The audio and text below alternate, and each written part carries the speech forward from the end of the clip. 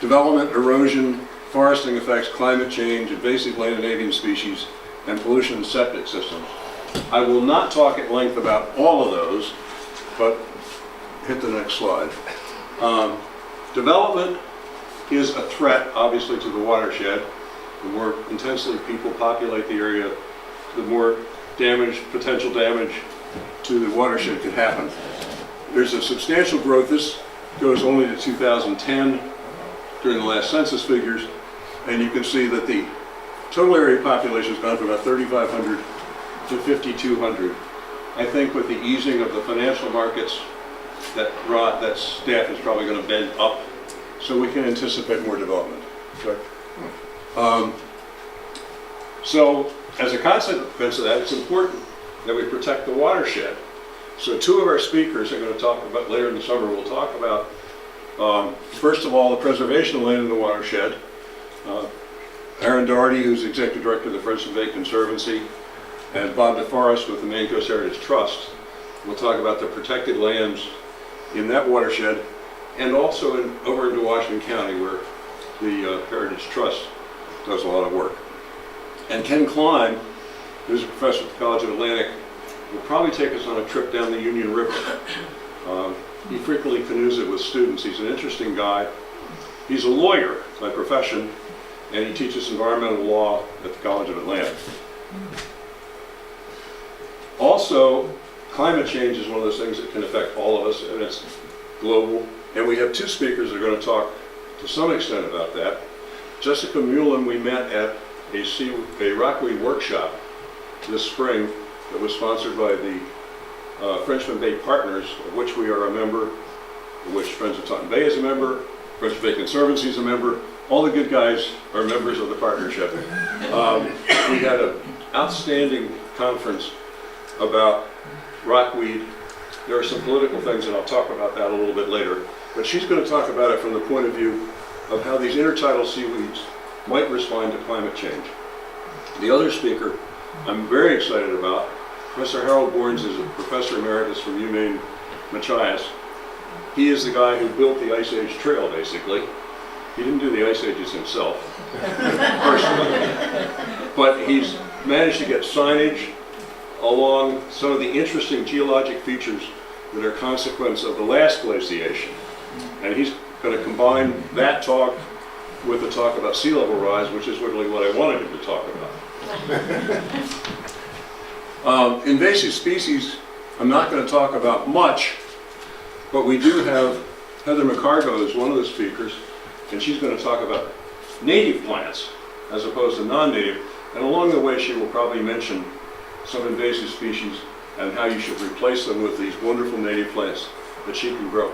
And I've heard her speak, and she's fascinating about how you have to treat native seeds a certain way to replicate this environment in which they would ordinarily grow. We've had no luck trying to grow a lot of native seeds until we heard Heather talk, and we found out we weren't doing anything right. But anyway, the invasive species, I have a special note about eagles.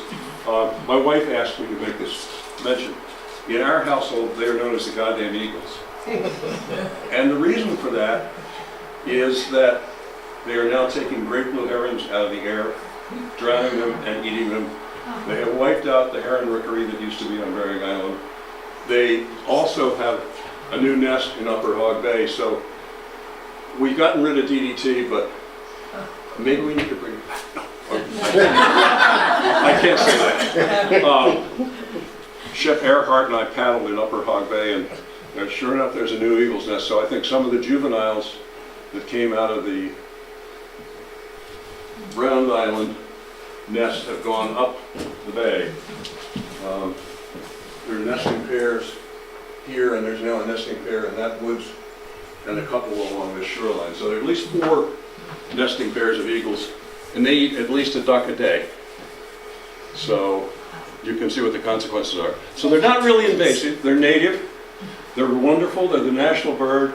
I love to watch them fly, but they have decimated some of the populations that were doing well. Do they like turkeys? Pardon? Do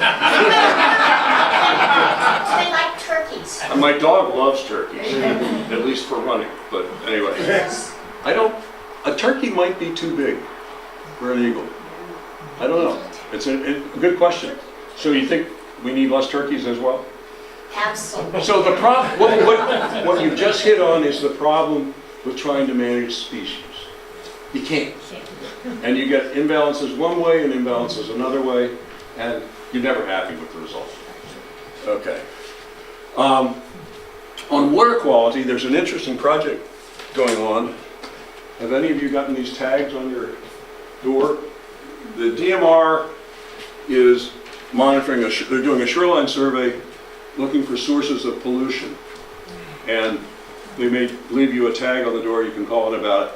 They also have a number of water monitoring spots. They actually do samples of shoreland mud flats, and they're primarily interested in the potential effects of bacteria on shellfish.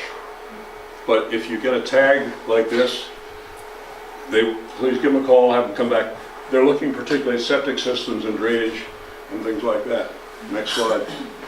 I talked to Richard Russell, and this is what he told me, that a few years they did a spot survey off of Route 182 in Franklin, and they found a couple of hot spots which have since been remediated. They're now, as of today, they've been a number of towns, a number of fronts, haven't had any major problems. So we don't have a lot of water pollution problems. Now, I said I couldn't cover everything, so I had some leftovers. The blue, bright blue, purpley stuff arrived in my email this afternoon. It's about wind towers. I didn't even think about wind towers and their effects on the environment. I should have. I'm not going to talk about it, and I don't have a speaker for that this summer. With regard to erosion and logging, they kind of go together. When you strip the land, a lot of silt can go into the bay, and there are some problem areas with silting in the bay. Some places I used to be able to paddle over at low tide, I can't. So I think there's a 6 or 7 inch change in the level of the bottom in some parts of the bay. Okay. Oh, there's logging going on right now on the South Bay Road. Previously, when they did that, they were pretty good about containing any runoff, but you still have the potential for runoff anytime you strip a woodland. Can you show us on the map where that logging is? Yeah. You can still see the strips that they... Yeah, this is the former strip. They're working in this area. And I'm not sure exactly where, you may know. Actually, they're on the baseline of South Bay Road too. Oh, over in this point. Yes. Okay, yeah. So that has some potential effects. I believe they're pretty good forest practices, but I don't have a lot of information. Okay, so that was the sort of the land health bits and pieces that I thought we were talking about. For Taunton Bay itself, there's a lot of things to talk about, and I think I'm going to cover most of them except overfishing, invasive marine species, and sea level rise. Some of that will be covered by Harold Bournes and some others. Okay, next slide, please. With regard to the migratory fish, we've developed a couple of partnerships.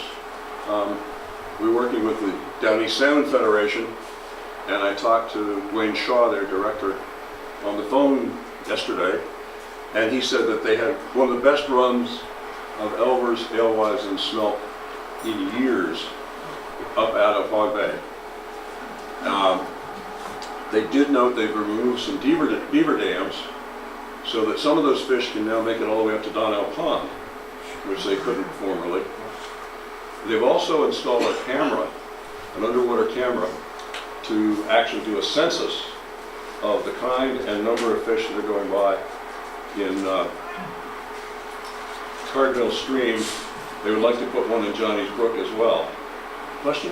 Could you pronounce the fish and what kind of fish are they? Yes, say it again. Anadromous. Anadromous fish. Yeah. Who are They're the fish that spend part of their life in freshwater and part of their life in saltwater. They typically mate and spawn in freshwater. At some level, depending on the species, They go out to sea and they stay for a while, and then they come back and spawn. Salmon is probably the anadromous fish you're most familiar with. In Maine, we also have some landlocked salmon.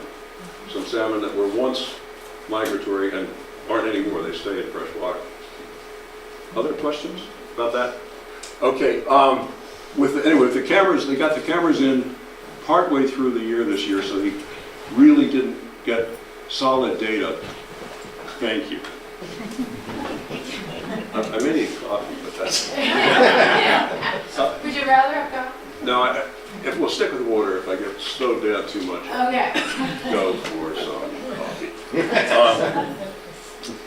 So anyway, so the state of the migratory fish in the bay is pretty good and maybe getting better. That's a good thing. Culverts, again, the Downey Salmon Federation has done some nice work in Washington County. There was some grant funding and they improved the culverts. We still have some problem culverts in Taunton Bay. They're one of the things, I learned a new word. A perched culvert is one that ought to let tide waters run through, but at low tide, there's no connection. Obviously, fish can't go a really big jump. So there's several perched culverts on the South Shore Bay, and there's a major bad culvert in Johnny's Brook up on the north side of the bay. That culvert is supposed to be replaced, and Dwayne is hopeful that they will put in a semicircular culvert which has more area and a flat bottom instead of a round bottom, and that's a much better thing for the travel of the fish and also for some land animals that migrate through culverts. So good culvert design can make a big difference, and there is some money for that, so we'll probably work on the Franklin Selectmen to try to apply for one of those. The other big thing that's happening that you should watch for in the newspapers is the dam in Ellsworth is up for relicensing by the FERC, the Federal Energy Regulatory Commission. There have been some problems with that dam.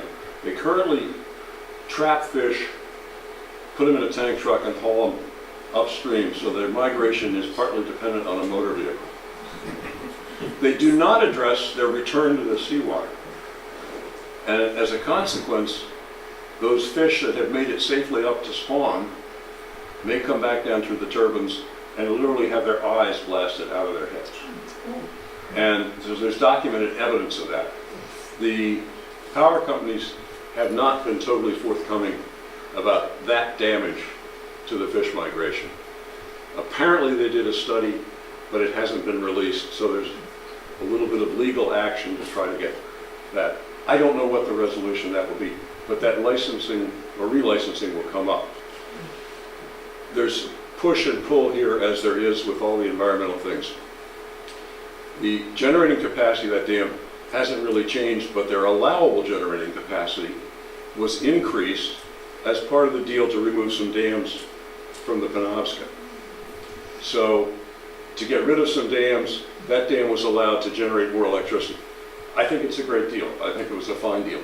But the question now is there a way that that dam can continue to operate with some enhanced fish ladder, with some other enhanced system that doesn't damage the upstream or the downstream migration? So stay tuned on that one. In 2013, we had an we had a green crab bloom. There were so many green crabs that they were everywhere. And they wiped out the eelgrass in Taunton Bay and most of the other areas around. Well, what happens? Well, if you lose your green crabs, if you lose your eelgrass, that's the nursery for lots of subtidal species. It increases bank and marsh erosion. In 2014, as you went along the edge of the Spartina, which is the grass that's saltwater tolerant at the edge of shallow areas, they were riddled with green crab tunnels. There is a video that was available where the guy takes a clam fork, puts it in the bag, pulls out probably 100 green crabs run out of this area. So they were just overwhelmed everything. They also ate small clams and goodness knows what else. So that was a disaster. So there was all kinds of crises meetings and so on. But then we had 2 great winters. And the green crabs do not seem to be a problem this year. And in fact, paddling the edge of that Spartina in the upper bay, I hardly see any tunneling at all. And this spring, in a number of trips around, I saw 1 green crab. So the problem may have solved itself. But global warming. So if it gets warm again, we may have green crabs back again. And that's a threat to all the shellfish. And it's a threat to other things whose nurseries get disrupted by the eelgrass destruction. So that's something we have to remain concerned about. Next one. Oh, well, there are questions about that. Anybody? The eelgrass and green crab. Yeah.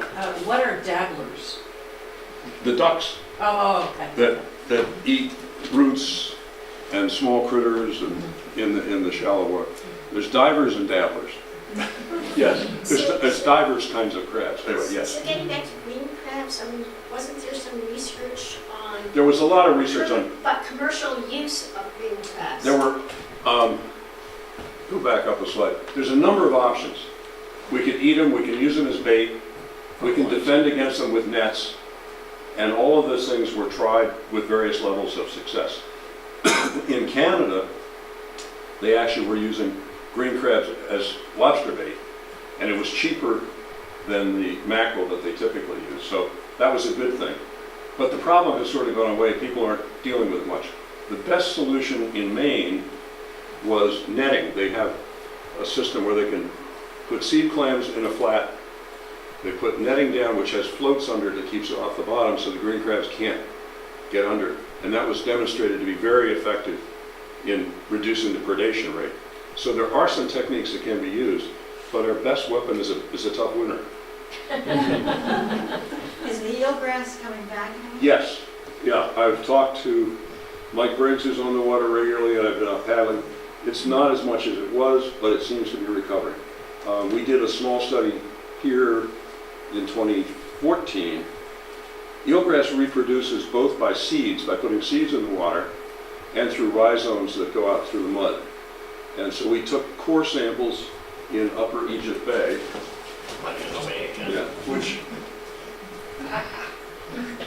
had, these were eelgrass beds. These dark areas were eelgrass beds. So we took some core samples there looking for rhizomes, and in 2014 there weren't any. We didn't find any roots in the few samples that we took. We should probably do it again this year and see whether there's recovery. Steve Perrin has serial photographs of the extent of the eelgrass, and he can tell you more about the 2001 die-off of the eelgrass, which was probably due to drought, not due to the green crabs. But if we go that way, we'll never defend it. There were 2 flyovers in August last year that appeared, and it wasn't ground truth, as they say, but it did appear that eelgrass was coming back, and not necessarily in all the same places that we'd seen it before. But that's somewhere between fact and anecdote. Okay.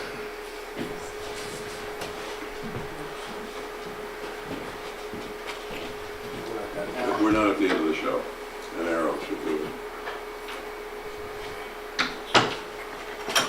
There we go. Okay. In addition to the in-water stuff, there's aquaculture on the bay, and there's 2 flavors, in-water and land-based. Mike Briggs, who's running the downstairs space, does oyster aquaculture. He has a couple of leases in the bay, one of which is for floating aquaculture, which is right here and here, and he also has a bottom lease in here. He gets little finger-sized oysters and grows them year-round in upwellers in the Vagadoos. When they're about an inch, he can put them in floats on the surface of the water. They're filter feeders, so they love Taunton Bay with a lot of flushing rate. By the time they're 2 inches, he can put them on the bottom to grow out. They won't get smothered by the mud if the bottom's hard enough, and grows them out to eating size. He currently has about 500,000 oysters on the bottom in Taunton Bay, 1 million in the floats in Taunton Bay, and next year he hopes to have 2 million in the floats. He had a bad winter on the Bagadoos a couple of years ago, so last year I think he had only about 50,000 of the spat that he could put on the bottom planting to grow out for harvest that year. But he expects things will get better. So Taunton Bay is good for oysters because it's rich because of the flow and reflow of the water. Taunton Bay is also good for land-based aquaculture. The Center for Cooperative Aquaculture Research, which you'll hear about from its director, Steve Eddy, in August,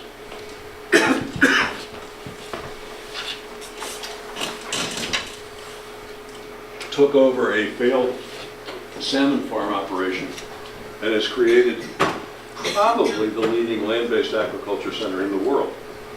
They have an internal contractor who deals with tropical fish. What he's trying to do is to replace the harvest of wild reef fish with land-based aquaculture fish, and he's been very successful.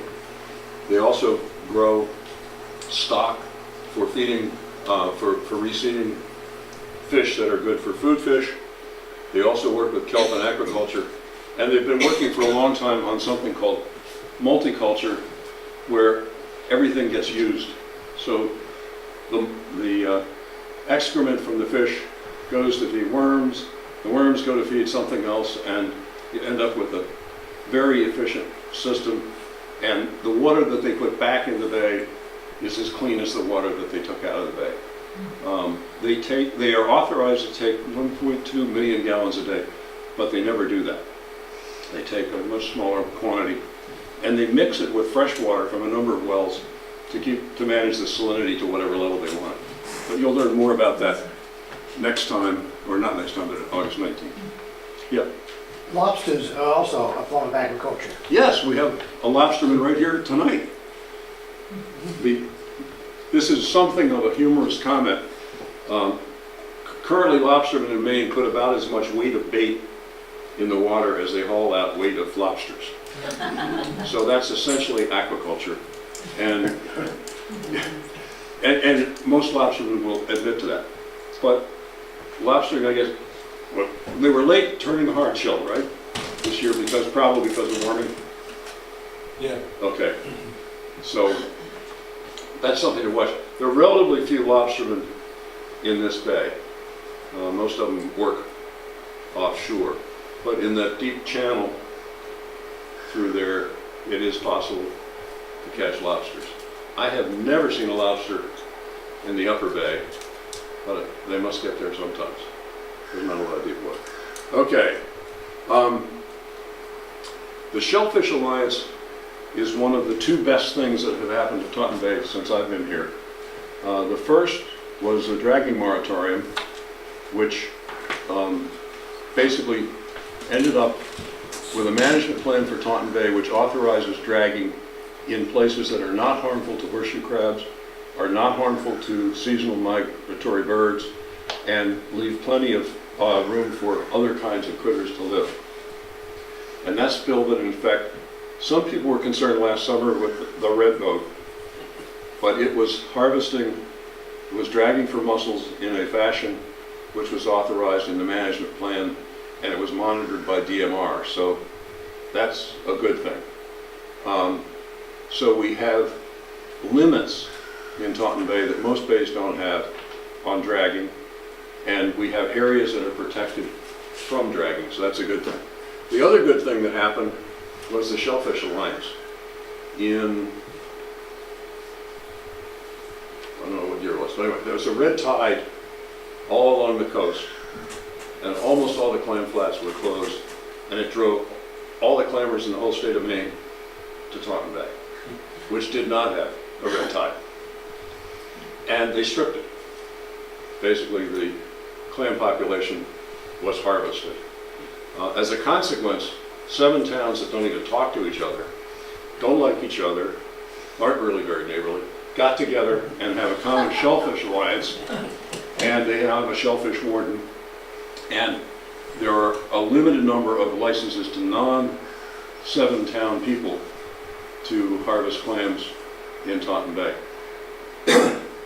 As a consequence of that alliance and control, and as also of the recovery from the eelgrass loss to the green crabs, we now see clammers regularly in Taunton Bay that we didn't see for the 2 or 3 previous years.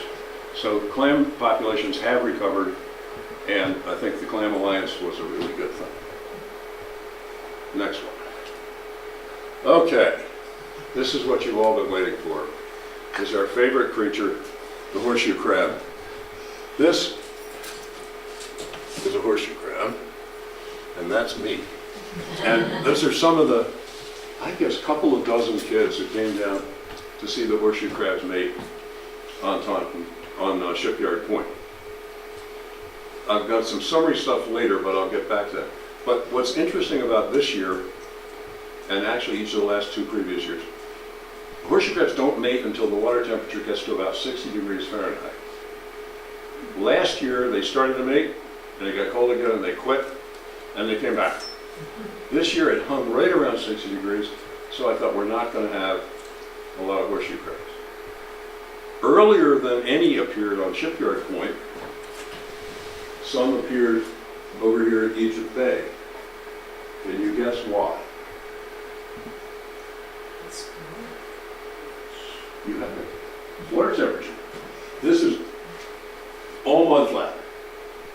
So it probably got warmer earlier, and a degree or 2 can make a difference. There's a high flushing rate around this channel that goes by Shipyard Point, and so that gets more cold ocean water. So it was 3 or 4 days after the first horseshoe crabs appeared here that any appeared on Shipyard Point. And the temperature difference, one side of the point to the other, could be 2 or 3 degrees. So water temperature is touchy. But anyway, but we had bunches of them this year. Slide. And the last 3 years, we've had this number of total crabs observed. That's in line with the previous 10 years when we saw about 1,000 horseshoe crabs made on Shipyard Point in each year. That technique was different. They had a crew of people walking the shoreline, picking up every single one.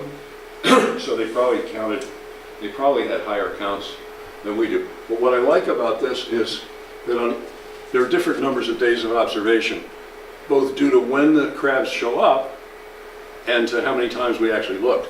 But the average observed per day has gone up pretty steadily over the last 3 years. So I think we don't have a problem with the horseshoe crabs. Yeah. The maximum observed, is that number of days observed? No, the maximum number seen on a given day. Okay. Yes, that's the most seen on any one day. So they're up too. But the problem with that, in relation back to the eelgrass loss and the green crabs, is green crabs can eat little horseshoe crabs. But we won't know whether that green crab bloom had an effect on the horseshoe crab population until they reach maturity, because all we ever see is the ones that come to mate. And that's 8, 7, 9 years after they hatch. So the impact of the green crab bloom can't be measured in the horseshoe crab numbers for a couple more years. But it's not bad news. Next slide. This is a preview of the newsletter that will be out soon. Basically, I've talked about all of that. In addition to the Shipyard Point observations, they were seen mating in Egypt Bay, and Ship Earhart and I paddled into Upper Hog Bay into a little feeder stream and counted over 60 horseshoe crabs. That was near the end of the mating season on Shipyard Point. So they're not just on Shipyard Point, they're throughout the bay at places where the females can find a place to dig in and lay eggs. The other interesting thing is I got a call from somebody on the Bagaduce River and said their numbers are going down. And I said, well, we haven't seen that. And this person claimed that the Bagaduce River crabs, horseshoe crabs, all go out in the continental shelf in the winter. I don't think that's true, but that's what they believe. In other parts of the East Coast, Maryland, Delaware, Massachusetts, New Jersey, they do go out into the continental shelf. But we know that the ones that we tagged on Shipyard Point never went more than a mile away from where we tagged them. And we know that some that were tagged in Egypt Bay never went more than a mile from where we tagged them. So the horseshoe crabs in Taunton Bay stay pretty local. So I don't know what's happening in the Bagaduce, but that's not what's happening in Taunton Bay. Hey, Fred. Yeah. Where over Holiday would that be? We, Chef and I paddled right into his place. Yep, okay. And there's a little feeder stream. Yep, We were all on the bank. okay. Nice. So it's a heavy Spartina mud bottom, so they can actually dig into the bank. And there were scads on it. Nice. Yeah. Next slide. This is fun. Both the Friends of Taunton Bay and the Friendship Bay Conservancy are concerned about rockweed because of what's happened in other parts of the state. There are some people who believe that landowners can prevent rockweed harvesters from harvesting rockweed on their intertidal zone. But the old Massachusetts law says the intertidal zone belongs to anybody who's fishing, fouling, or navigating. So that tension between the old Massachusetts law and people's property rights that they perceive to have by virtue of having waterfront land are at odds. There's a group trying to sign people up to forbid rockweed harvest on their land. When Jessica Mullen talks, she's going to talk about the plant physiology, not about that issue. But I want you to see how tangled the web is. Read this bold statement in the middle. This is in the DMR website part of where they talk about what licensing harvesting. You can get a license to harvest seaweeds. Maine's common law, meaning state law developed through court decisions, is not clear as to whether seaweed located in the intertidal zone, defined as the shores, flats, or other land between the high and low mark, is owned by the public generally or by the upland property owner. It is now in the courts. So there's some landowners from up on Casco Bay who are suing to get a determination in court about who owns it. There's some sub-pieces of this which are, what is that? I didn't invite it. Or cat bird.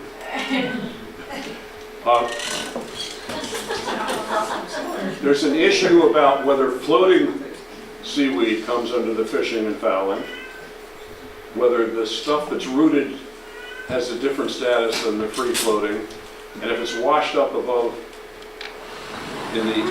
out of the tide, whose is it?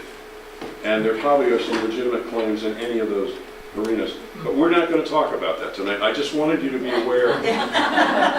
And there have been several rockweed conferences, and everybody is now waiting for a judicial decision. So that's where it is. But I just think as a piece of regulatory, I can't find a proper word for it, regulatory something or other, that's just marvelous. Okay. There's another point. Is the harvest of rockweed a fishery? Is it even a Yes. fishery? Yes. And the law claims it is, and it was moved. Well, DMR claims it is. Hmm? DMR claims it is. Yeah, The law doesn't claim it is. no, that's right. Yeah. And the law is ambiguous, just as corporations are now considered people. Exactly. It seems to me it is such a slippery approach to benefit a particular industry. Like the rockweed is harvested to go in as a thickener in cosmetics and in ice cream. So when you eat ice cream, you're eating rockweed. Carrageenan comes out of the rockweed. And there are certain people who have a vested interest in proving that, in fact, it is a fishery so that they can harvest it. And, you know, can the public fight that? I think Well, everybody is waiting to see right now. It's in court and will be adjudicated. There is a nice piece by University of Maine law student in 2010, which lays out all sides of the argument, and didn't come to a conclusion either, but it will be probably part of the court brief. I don't know whether it's on our website or not. Our upcoming newsletter is going to have half a page of links to Okay. various and sundry. Okay, so if you want to read about it, go right ahead. I end up looking at that thing and I'm sort of frustrated. But you will get a good look at the plant physiology of rockweed, the two kinds. That's another thing people forget. There's two kinds that when Jessica Mullen talks. So, yes. And just, this is typical of the way all rockweed conversations go. We focused on the legal and the who has this and who has that. There's a whole, another huge argument going on around what level of harvesting is sustainable. Right. And Yeah. leave it at that. But Yeah. With regard to that point, there is one study by Brian Beal, who's at UMaine Machias, and is kind of my guru on all things fisheries related. He concludes that the current rules for harvesting rockweed, which require leaving an 18-inch stem, over a 3-month period, you couldn't distinguish between a harvested area and a non-harvested area, so that he saw recovery there, both of this rockweed itself and of the fauna that were in the rockweed, all the fish and shrimp and stuff. However, it was a very limited study. So what happens if you strip a whole shoreline, for 1,000 feet of its rockweed? Nobody knows. So Brian knows it has demonstrated, it seems to me, that it can be harvested sustainably. In fact, Shep Earhart talked about Portugal, where they've harvested rockweed sustainably for about 150 years. So it can be harvested sustainably, but nobody knows what rules need to be applied. Okay, so the good news is, looks like eelgrass is recovering. Rockweed is very uncertain, and the horseshoe crabs will have to wait 3 or 4 more years. Questions? I've noticed there's some absence of double-breasted cormorants. I have 2 eagles. You think it's eagles? I do. Because there used to be huge numbers of them, and I've not seen hardly any. They're eagles are eating gulls, they're eating ducks, they're eating cormorants. There are fewer osprey as well. So one species is up, some of the others are down. I don't know what's right. So you think that they're just being driven away by the eagles rather than not having come back from South America? Don't know, for sure. I just read an interesting article by a retired ornithologist about great cormorants, which have a very limited range, geographic range, very, very limited. He cited data saying that the nesting pairs numbered in the 600s and the 90s, and now it's less than 100, maybe 60 pairs in coastal Maine regions. And it is direct predation by eagles on great cormorant chicks. That's, yeah. Yeah. Chicks are tasty. And there was a gull rookery, when I first moved here, there was a gull rookery in this edge of this marsh, and it's gone. There are no seagulls nesting there. There's still a bunch of ducks that nest in that area, but I think the numbers are down. There used to be heron rookery over here on this side of Bering Island, and it's gone. So it's not just invasive species. The eagle, remember, is a native species. I don't know how we work these things out, or if we even can. Yeah. Right, Yeah. sorry, I'll just add, he commented, it's complicated and the reasons and whys and wherefores. So since eagles have recovered, we've also seen declines in fisheries, and which was sort of the traditional food of choice for eagles. And we've seen that eagles are turning to ducks and other, and seabird species for food. So, but, it's not absolutely clear, and there aren't conclusive answers about why and, direct relationships, but these are all suggestive. So next year, I'll have to get an eagle person, an osprey person. Yeah. Okay, well, we'll try to do that next year. Go back to the first slide, if you can, just. I just want to go back to the first slide, which lists the other talks. Those are the people you could ask some of these questions to. I'm not confident to answer all of these. Anything else? Yes. So, I kind of heard through the grapevine that there's new shoreline delineations because of global warming. And, what is that doing to our area? Okay, every town now has new maps about what are defined as flood zones. That's the word I was thinking of. Yes. And that will affect homeowners insurance in those areas. A lot of towns have hired their own engineers to fight what came out of NOAA. Some towns have not. I don't know what sea level rise they're based on, but if you are in a town that has not dealt with the floodplain definition areas, you probably ought to ask somebody, probably the code enforcement officer, whether they have done it or what to do with it. I suspect that this actual effort by the government started before concern about sea level rise. I ran into this when I was building 6 years ago, in a waterfront lot. I have a 20-foot bluff, and it showed me at sea level, the old maps. My surveyor went through whatever process you have to go through, and got that fixed. And his comment back to me was, they've known for years that their maps are garbage here, and they're trying to improve that. I had a similar experience building a house on Shipyard Point that was designated as a floodplain. My basement floor is 11.5 feet above the highest high tide mark. So, I'm not worried about my basement getting flooded by sea level rise. So the maps may be better, but if you are in a designated floodplain, it would affect your ability to get flood insurance. And it may ultimately affect what you would have to build, what kind of structure you could or would have to build if you were going to build it. And whether you can sell or not, Yeah. and get a mortgage or not. Yes. Little things like that. But I think they're probably based more on satellite views of the distance from the water rather than the height. And so if you are on a bluff, then you can go to whoever and get an exemption based on the height. Some towns have hired their own engineers and gotten some exemptions. I know that for a fact.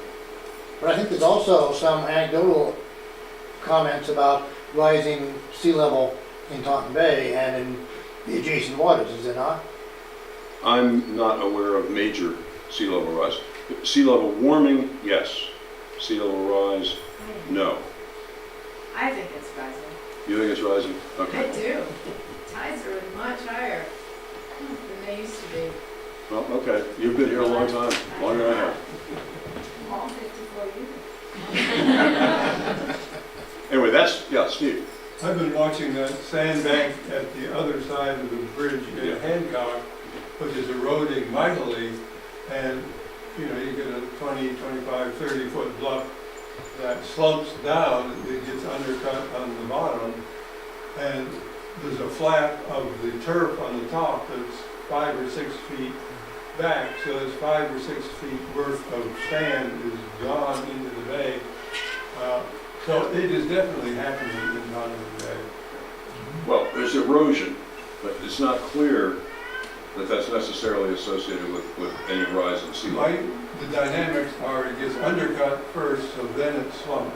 But that can happen just from wave action or other things. I mean, But, I'm not saying it's not happening, but you have to look at the whole but picture. every year, that level, the highest maximum storm you get every year is a little more damaging. And so it is happening. And one thing, you know, warming is happening